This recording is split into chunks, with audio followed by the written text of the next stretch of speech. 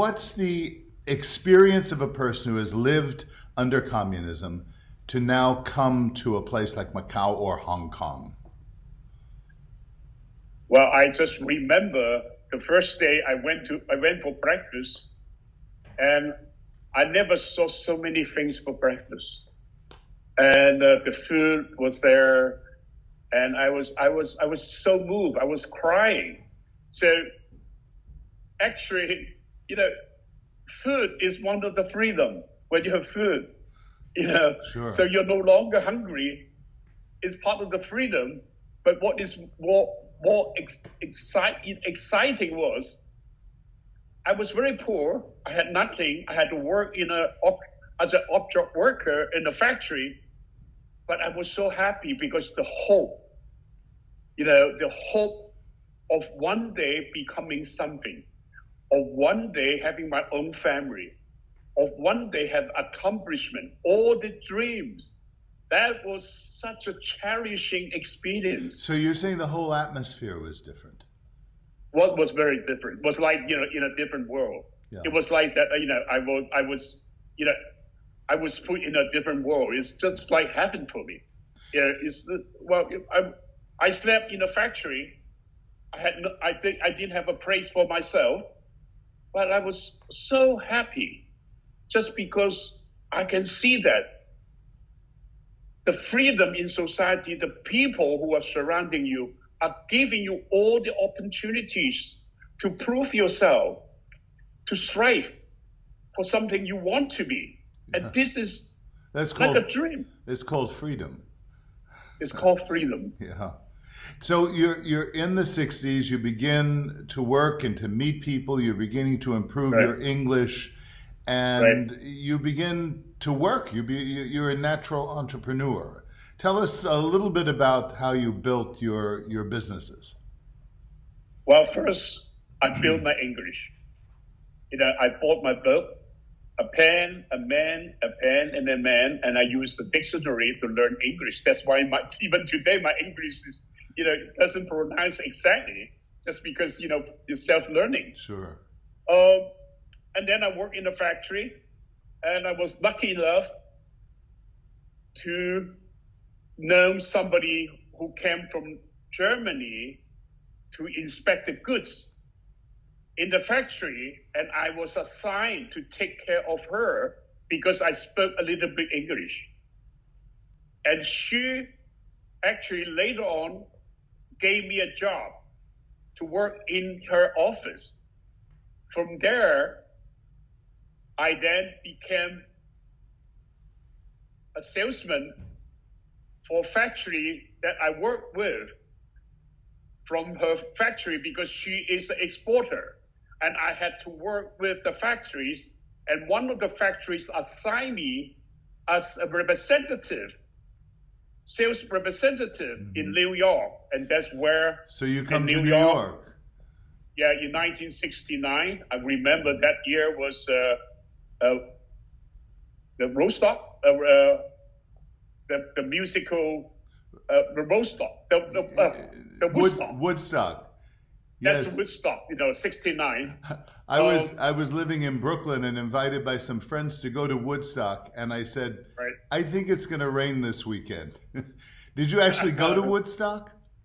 No, because we were about to go to Woodstock, we were on the way, but the New York gateway was closed. Right. In the middle of the way. The gateway, I remember, I don't know whether I remember wrong, because of the gateway, the New York gateway was closed, so we had to head back. Right, yeah, no, the roads were full. So you're really kind of getting imbibed now in American culture. Yes. As a salesman, how do you shift from being a salesman to being an entrepreneur? Where does that begin? I think anybody who's risked their life for freedom is an entrepreneur. Sure. Somebody who takes risks. Yeah. There's no bigger risk to take than your life. No. Yeah. So I think that's the I think that the risk taking is a very important part of being an entrepreneur, and I think that's just came natural after I escaped from China. And then you take opportunities that are in front of you. I took opportunities, and I always break the convention. I always didn't follow what people do. I always thought, where's the problem? Not that how people are doing it. I always ask, what's the problem? If I can solve the problem, I'm taking one step forward. Right. I'm always thinking to ask people, what's the problem? I always thinking look through problems. And whenever I have a problem, I confront it. Even I don't solve it, I learn something from it. Mm-hmm. So solving problem becomes a way of me going forward. So every day, if I solve a problem, I take one step forward. Mm-hmm. And eventually, I went ahead. Mm-hmm. And you built a clothing retail business. Yeah. No, I actually built the garment factory. Oh, first the garment factories. Yeah. When I was 27, I had some money, so I started a very small factory, so-called factory. We do works for other factory actually. So just slowly, and from a small factory, I became a bigger factory, and eventually we became, well, if not the biggest, one of the biggest sweater factory in Hong Kong. But during that time, we were working for Polo, Ralph Lauren. Right. And I learned a lot from them about how they merchandise the goods. So I thought, okay, maybe I can do retailing. And I went into retailing and built Giordano. And that became one of the largest, if not the largest, sweater company initially in Hong Kong. You could still see them. The chain, the retail chain. Right. The largest in Hong Kong. Yes. We originate from Hong Kong. And I had to sell my retailing business when June 4th happened, that I participate into the June 4th campaign. And this is what year? It is 1989. 1989. Yeah, but the persecution from China did not come until a couple years later, when I wrote a letter to condemn Li Peng. Li Peng was the premier of China at the time. Yeah, the premier. And they said that, well, we're going to close your Chinese store if you don't sell. So they gave me like 5 days, and I sold it to the fund. And I left my retailing business and went into the media business then. I started the magazine, and then I started the newspaper. We're going to talk about that in a moment, but it's interesting that in 1989 you are forced to sell your business because you're speaking out. Right. I was supporting the student movement. Right. Now, this is at the same time that the negotiations are going on for the handover of Hong Kong to mainland China. What were those debates like from your perspective? I mean, here you are, not just a Hong Kong Chinese, you are a mainland Chinese who's now living in Hong Kong and living as a businessman. Right. What did you think about those things? Well, at that time, we were actually, a lot of people were scared and emigrate. And since I have business in China and in Hong Kong, actually China business, we still have the factories there without the retailing store. So you were going back and forth from the mainland to Hong Kong? Okay.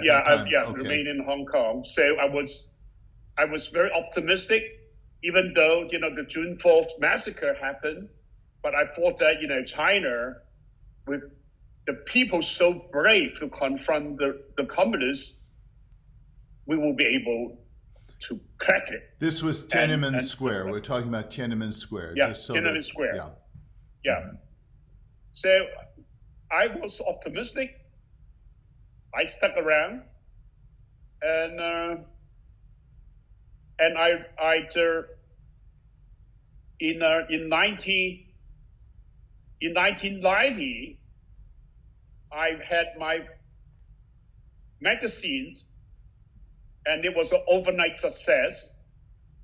It's a magazine I launched because I saw the problem in the media business, that everybody was so chicken out, so scared that they went into self-censorship to avoid offending the communists, the CCP. Yeah.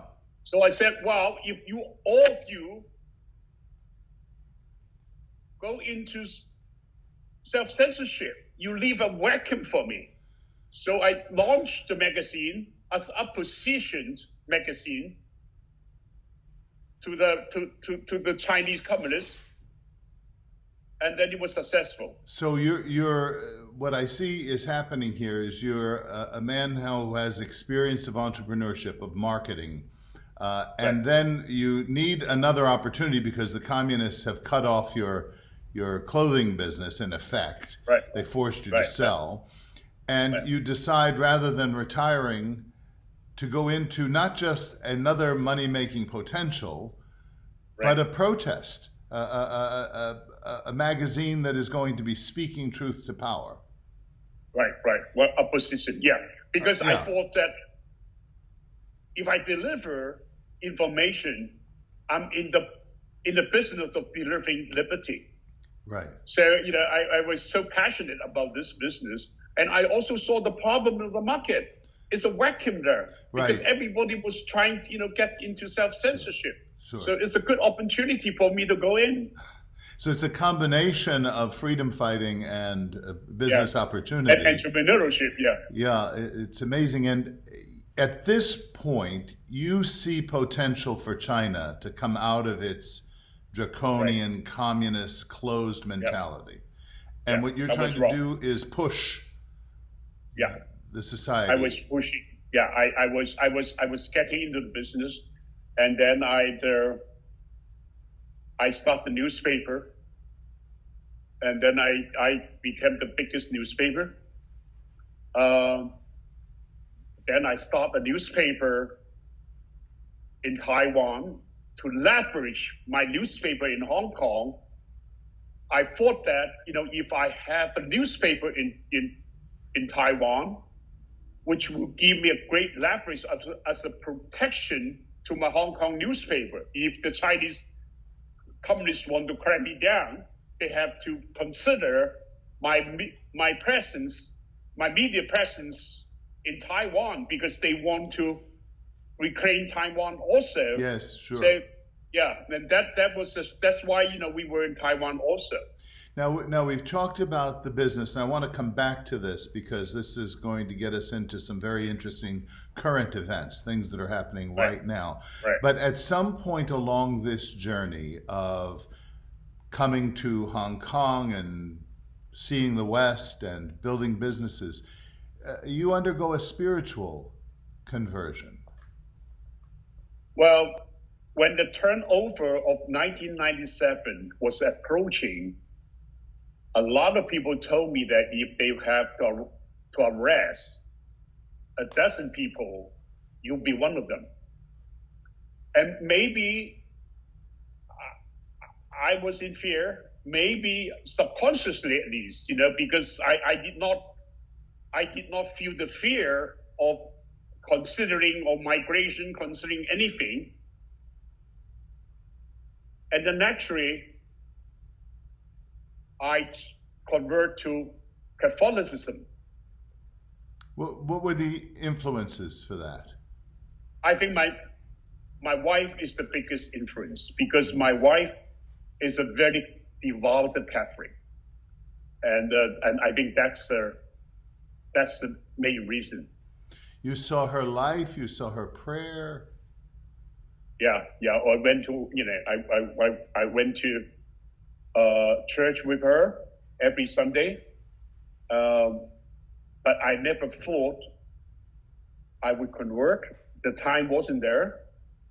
But until 1997, it all of a sudden it became so natural that I convert. And after conversion, I was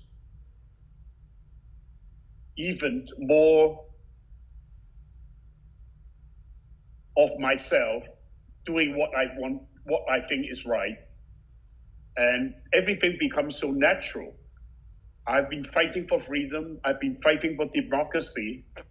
But I never was thinking that I was doing this for the society, or I was doing this for somebody. I was doing this for a mission. I never thought about this.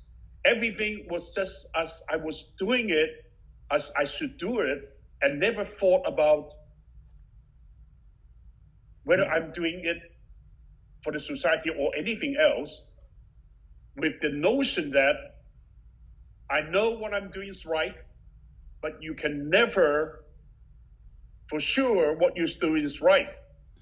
You could be wrong also. So that humility keeps me within my own perspective of fighting for freedom. Are you saying that at some point with this natural kind of, you just kept taking the next step, right? Combining your love of freedom with your entrepreneurial technique, but then your conversion to Christianity gives you a coherent view, a philosophy of what you're doing and why you're doing it. And some strength, some comfort. Yes. Some knowingness. I don't know how to express it. Some knowingness, something that you just feel that is the right thing to do. Yeah. That is what I am. You sound that is what I am. Saint Augustine describes this. He says,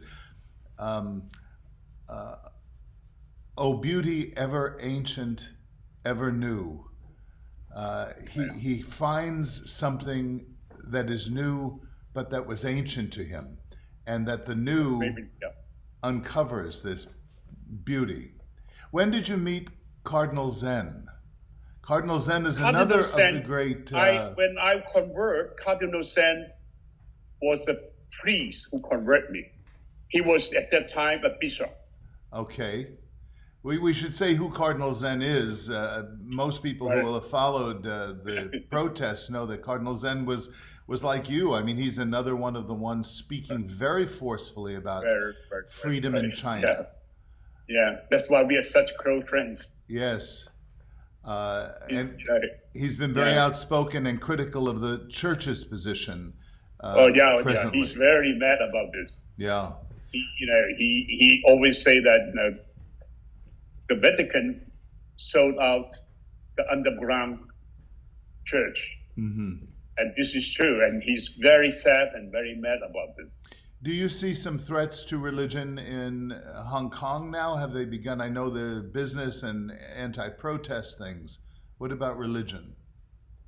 I think religion definitely is under great pressure. You can see that a lot of priests, even some bishops, they are very pro-China. They speak sometimes for the Chinese. Even our other cardinal is very conservative, always trying to avoid offending China. The only one who speaks against China is Cardinal Zen, and that's why he and the other cardinal are not good friends. I'm not sure whether they speak to each other. Definitely, they are in a lockheads.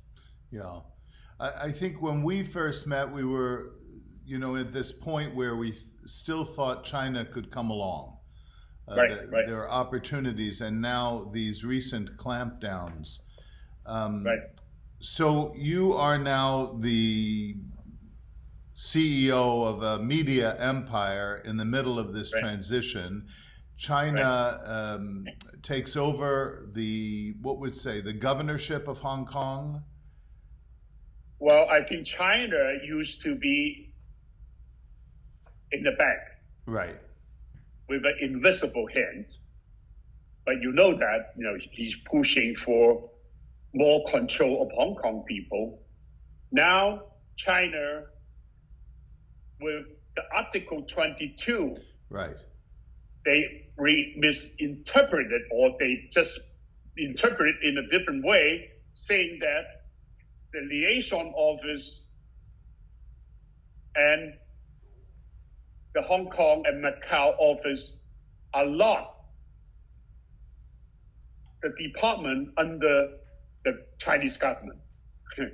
Because according to the Article 22, no department of the Chinese government can involve in Hong Kong's affair. So they just say that no, these two departments are not under the Chinese government. They're right. not the subsidiaries. Because they come in front and dictate Hong Kong's governing. Right. When the takeover, the handover took place, there was an agreement for 50 years. Yeah, for basic law. The basic law. And that they would be two nations, one nation, two systems. One nation, two systems. And they begin slowly to interfere, to violate the law. To erode the freedom, to violate it. They use Article 23. Well, we don't go into detail because it's complicated. Sure. In 2003, and trying to suppress our freedom. 500,000 people went out and protest. They withdrew it, and then slowly they never cease in eroding or encroaching on our freedom and rule of law. There's the Falun Gong and other protests that begin happening, and they begin mounting in about 2005. Yeah, they remain on their promise of giving us universal suffrage. So we explore into the umbrella movement. I hear that you provided a lot of umbrellas for that movement. Yeah. And then we failed, and then they tried to try to control the elections, the local elections. And then after they DQ our legislators, the young legislators, more radical ones, and then came the extradition law. This was the real 2 million spark. people came out. Yes, this was the real spark now. Yeah.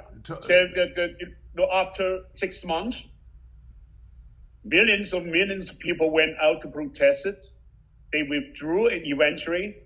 Now, because they failed on the extradition law, which can arrest us and ship it to China for trial. Now they use the Hong Kong version of national security law, which means they can always arrest, accuse us of sedition, subversion, whatever, and then try you in China. Well, it hasn't said the trial in China, but the law is the Chinese law. Yes. That means it supersedes our basic law. Yeah. And the whole law was imposed on us, surpassing our legislative council, just imposed on us. So that means our rule of law is destroyed.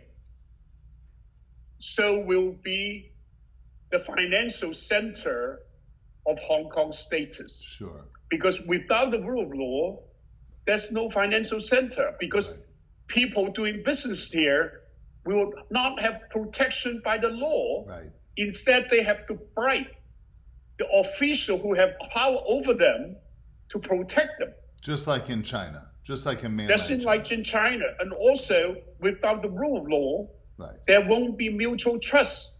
Without Yes. mutual trust, the financial transaction in seconds of millions of dollars could not be possible. It evaporates. So it totally destroyed the financial center. So this is here. a whole bunch of things that freedom can't be compartmentalized to just freedom of speech or freedom of religion. Once it affects enterprise, it affects everything else. Exactly.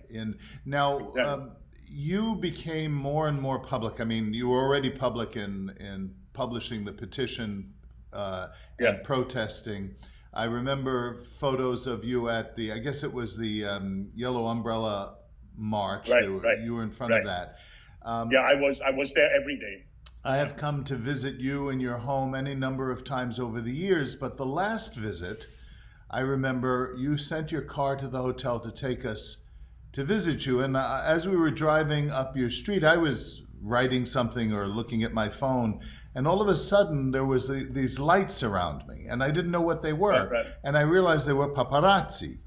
And so I thought, oh, well, we're going to the home of a very famous man, so they want to see who the guests are. And we went in, and then at dinner, you said, well, these are the Chinese police. Yeah. These are just... Well, they work for them at least. Yes, because they've been there 7 years.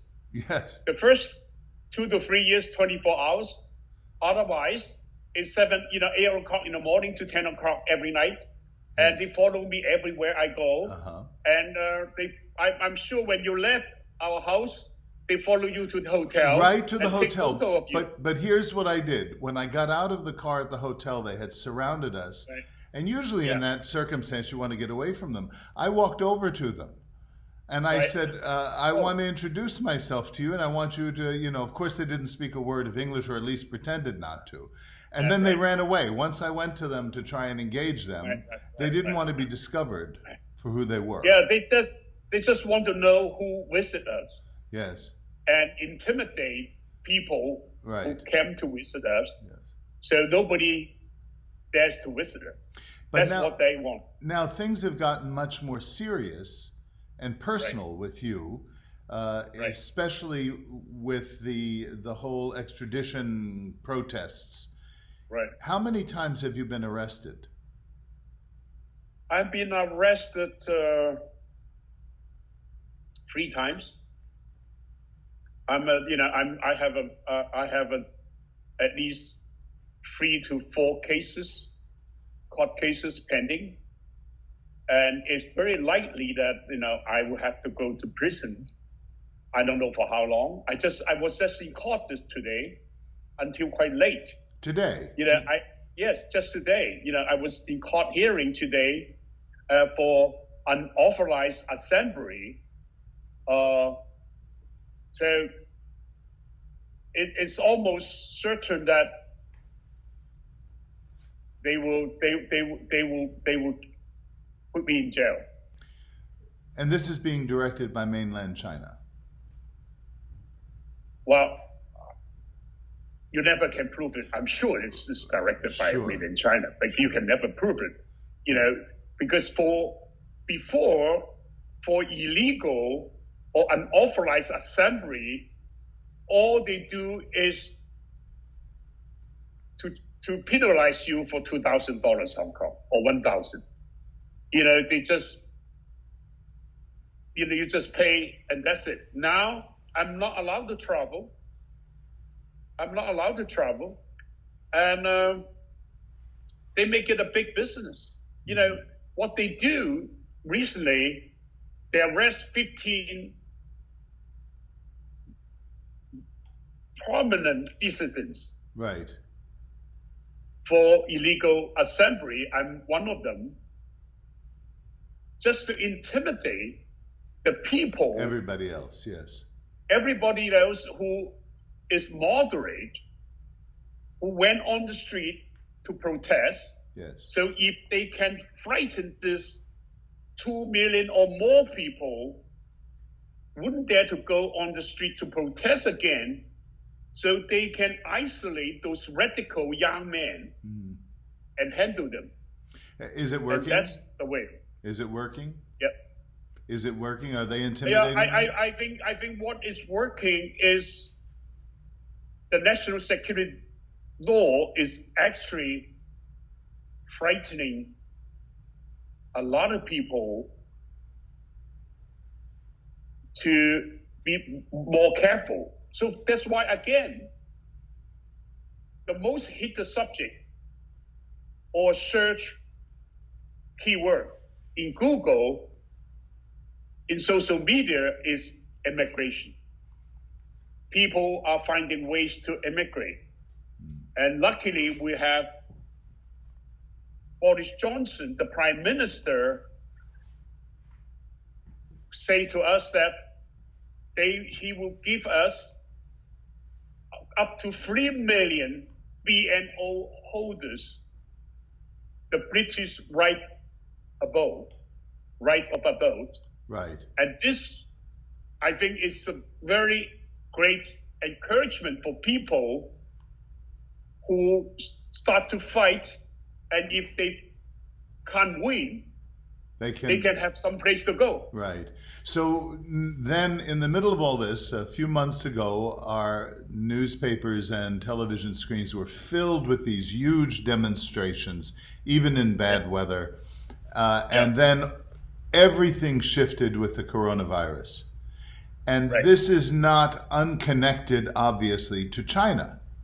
I mean, tell us, you draw a fabulous connection between the virus itself and the lack of freedom and what happens when people don't have freedom.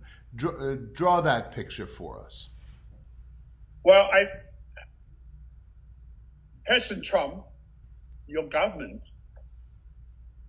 is threatening to boycott and punish the Chinese for the spread of the coronavirus. I think that is very good. But I think the best thing to demand from China is for the CCP to give the Chinese people the freedom of speech. Because if China had the freedom of speech, the first doctor who discovered the virus, Li Wenliang, would have aired the news in the social media, and people would have taken measure to protect themselves, and the government would have forced to contain that small area which is virus infected. Right. The world would have saved all the lives, the millions of jobs, billions and billions of dollars, and the sufferings. So the freedom of speech is no longer an internal affair of China. If without that, the world will be threat. The world, the people's life, the well-being, the wealth will be threat. Right. This is an international affair. Yes. The international community has the right to demand that freedom of speech be given to the people to avoid the same thing happen again to the world. Because China is one of the major origins of virus. Mm-hmm. It's amazing to see your ability to have this holistic vision, this comprehensive view of freedom of enterprise, freedom of speech, freedom of travel, the freedom of religion, to have a coherent view of the whole, and how this is not just Chinese, but this is global. But this is Western. That's why we are formed in Xi Jinping's eyes. It's because we share the same value as the West. Yes. We are a bridgehead of the Western value And that's why we are so precious as a small island, because as a bridgehead of the Western civilization's value, we can actually spread that value to influence the Chinese in China. So we'll change the attitude of the Chinese when they deal with the outside world. The world will not have peace if China impose the value when dealing with the outside world. Mm-hmm. And also when they become the biggest economy in the world, which they must become, because they're so big, they have so many people. Yes. So if now we don't confront, instead of appeasing China, we will have a world without peace in future. Mm-hmm. That's why President Trump can change China now, when China is still not the biggest, especially now when China, after the coronavirus, its economy is at its worst. The Chinese government is facing a world which scrutinizing everything they do now. They don't trust the Chinese as they did before, thinking that the Chinese, when they get rich, they will become more like us. No, they become more different from us. Yes. And more aggressive. You're imposing their values to change the world. They want to change us. Now, when they're at the weakest, when they're at the economic worst, it's a time for President Trump to change them. The Chinese people... And save the world. The Chinese people themselves now, is there a possibility of another Tiananmen? Has the model of the protesters in Hong Kong been seen and appreciated by mainland Chinese? I think even if they do, they wouldn't dare to say that. You know, Xi Jinping is taking China back to Mao Zedong's era. He is the most extreme dictator of human history. Why? Even Mao Zedong did not have the electronic surveillance control over people. Now in China, wherever you go, they know who you are. Whoever you are with, because you have to have the app in your cell phone to detect all the cell phones surrounding you. Whatever you buy, you have to buy with the cell phone. They know what you buy.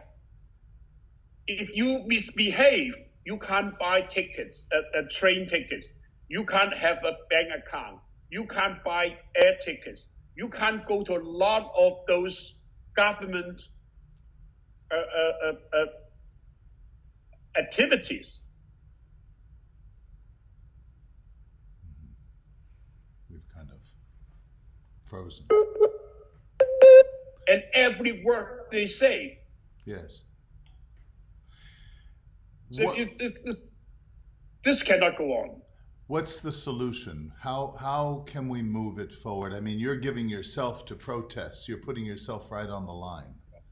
How do we go forward? So I think our savior, our salvation is from U.S. Of course, the free world. I think the U.S. should take the leadership to confront China, to change China, so as to save the world. I'm sure it's very easy for President Trump to think that using a series of sanctions and punishment except against the Chinese as a campaign strategy.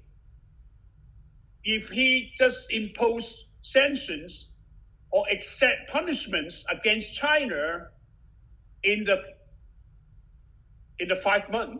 4 months to November, he will get a lot of resonance and support from the people, because a lot of Americans suffer from the violence. Yeah. So many of the relatives die. So many of relative business collapse. so much of the money is washed away. They have such anger and grievances against the Chinese.